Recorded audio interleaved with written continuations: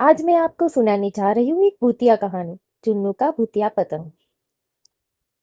तो ये कहानी है चुन्नू नाम के एक छोटे से लड़के की, जो अपने गांव में सबसे शरारती और जिज्ञासु माना जाता था। उसे पतंग उड़ाने का बेहद शौक था। वह हर दिन अपने दोस्तों के साथ मैदान में पतंग उड़ाता और हमेशा अपने पतंग को सबसे ऊंचा उड़ाने की कोशिश करता। लेकिन एक दिन चुन्नू के जीवन में एक कुछ ऐसा हुआ जिसने उसे और उसके दोस्तों को दहला दिया। गांव के पास एक पुराना खंडहर हो चुका महल था, जिसे गांव वाले भूतिया महल कहते थे। महल के पास कोई जाने की हिम्मत नहीं करता था, क्योंकि लोग कहते थे कि वहां भूतों का साया है। कई सालों से महल वीरान पड़ा था और लोग उसकी तरफ देखने से भी डरते थे। लेकिन चुन्नू को इन कहानी पर कभी विश्वास नहीं था। उसे हमेशा से लगता था कि यह सब केवल अफवाहें हैं। एक दिन जब चुन्नू और उसके दोस्त पतंग उड़ा रहे थे, अचानक उसे आकाश में एक अजीब सी पतंग दिखाई दी। वो पतंग बाकी बाकी पतंगों से बिल्कुल अलग थी।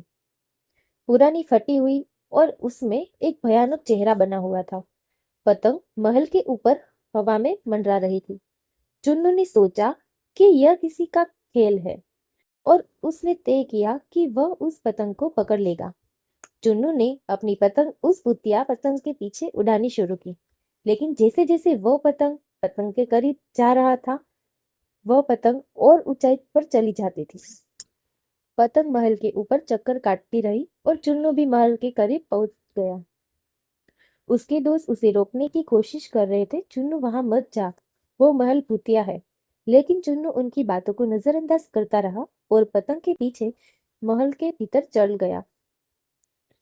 महल के अंदर घुसते ही चुन्नू को एक अजीब सी ठंडक महसूस हुई।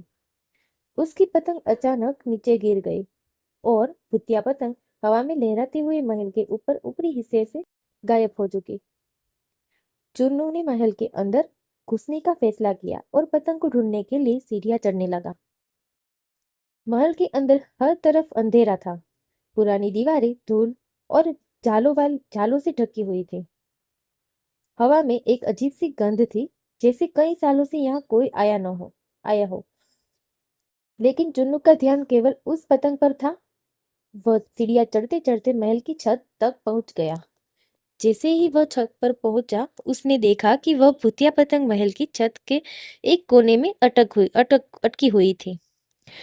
चुन्नू ने हिम्मत जुटाई और पतंग की ओर बढ़ा।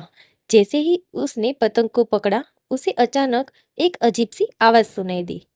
ऐसा लग रहा था जैसे कोई उसके पास सी फुसफुसा रहा हो। ये मेरी पतंग है, इसे मत छुओ। चुन्नू का दिल जोर से धड़कने लगा। उसने चारों ओर देखा, लेकिन वहां कोई नहीं था। तब पतंग उसके हाथ से खुद ब खुद छूट गई और हवा में उड़ने लगी। पतंग ने महल की छत के चारों ओर गोल गोल घूमना शुरू किया, जैसे कोई अदृश्य शक्ति उसे नियंत्रित कर रही हो। चुन्नू डर के मारे कांपने लगा, लेकिन उसने खुद को संभालते हुए जोर से कहा, कौन हो तुम? ये पतंग किसकी है? अचानक महल के एक कोने से एक छायादार आकृति प्रकट हुई।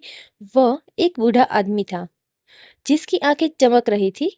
वह चुन्नू की ओर देखते हुए बोला, ये पतंग मेरी थी। मैं इस महल का आखिरी मालिक था, लेकिन मेरी पतंग की वजह से मेरी जान चली गई। अब मैं इसे कभी किसी और को नहीं दे सकता। चुन्नू ने हिम्मत करके पूछा, तुम्हारी जान कैसे गई?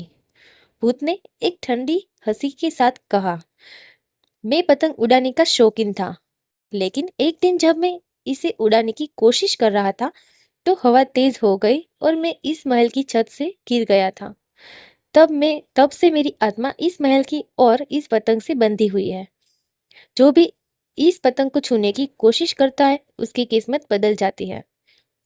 चुन्नू ने समझ लिया कि यह भूत किसी से बदला नहीं लेना चाहता, बल्कि वह अपनी पतंग से बंधा हुआ है। चुन्नू ने भूत से कहा, अगर मैं तुम्हारी पतंग को आजाद कर दूं, तो क्या तुम भी आजाद हो जाओगे?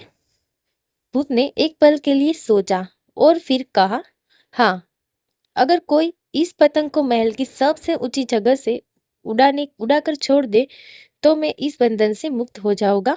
लेकिन ये काम बहुत खतरनाक है। चुन्नू ने बिना सोचे समझे कहा, मैं इसे करूंगा।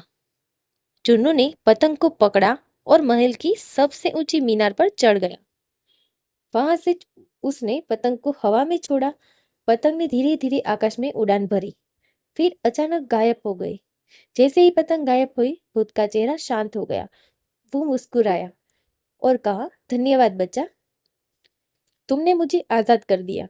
अब मैं शांति से जा सकता हूँ। इतना कहकर भूत की आत्मा भी हवा में विलीन हो गई। चुन्नू महल से बाहर निकला, जहाँ उसके दोस्त डर के मारे उसका इंतजार कर रहे थे। चुन्नू ने उन्हें पूरी कहानी सुनाई और सब ने उसकी बहादुरी की सराहना की। उस दिन के बाद महल में कभी कोई रहस्यमय आवाज नहीं आई और गांव वाले महल के पास बिना किसी डर के जाने लगे। चुन्नू की ये कहानी गांव में मशहूर हो गई और सब ने उससे पतंग वाला हीरो कहना शुरू कर दिया।